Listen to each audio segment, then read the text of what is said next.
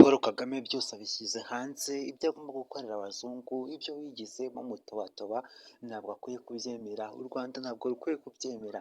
Ikaze ndi umugaragu w'ibyegeranyo n'amakuru, pero njya kubagezaho amakuru arambuye, zimwe mu mvugo cyangwa se muri speech Paul Kagame ari kugenda avuga agaragaza ku kibazo cya Congo n'u Rwanda ndetse n'abanyamahanga ko bari kurebera u Rwandamo ibisambo bijya kwiba amabuye muri Congo, kandi bakareberamo ko u Rwanda abanyarwanda aribo batangije intambara n'umutekano mukeya muri Congo.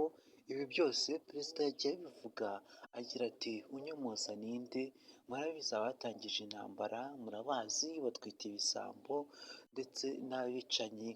Bakavuga ko aba banyamahanga n'abaturanyi ko u Rwanda ari rutoya, impamvu rwakomeje kugenda rujya muri Congo nka M23 rugafata uduce na tumwe rushaka gutura muri Congo, ko igihugu cy'u Rwanda gikennye ari gitoya, ko abari gushaka kwagurira igihugu cyabo muri Congo. Ibi ntabwo byumvikana neza, ntabwo byumvikana na gatoya.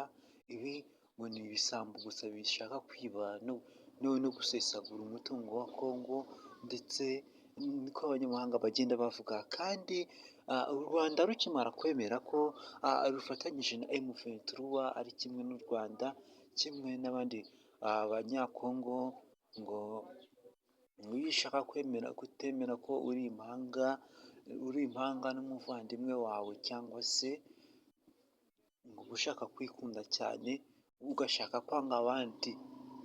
Iki ni ikibazo cyane yagiye agarukaho cyane, avuga ati ibi ntabwo byumvikana, bisaba uko babishaka, uko babitekereza niko bigomba kugenda, nta mpamvu yo guhakana ibintu birazwi, niba twaragiyeyo nta kibazo gihari, ahubwo mwebwe mubifata uko mubitari.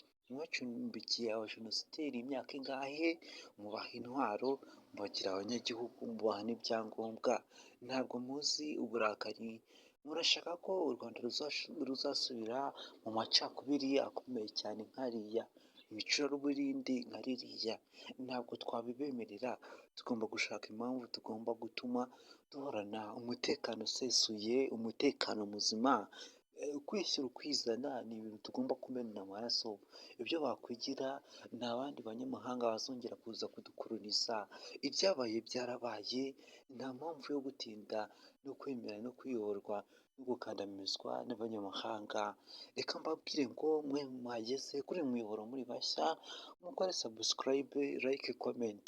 Ibyifuzo n'ibitekerezo ni ingenzi hano ku muyoboro mugari, tubaha amakuru yizewe 5/5 kandi agezweho, dukomeza kugenda dushimira abantu mwagiye mukora like, mukandika muri comment ibyifuzo n'ibitekerezo byanyu, mukatugezaho na bimwe tugomba kubagezaho, twarahiriye kubagezaho. Inshingano zacu ni iby'agaciro.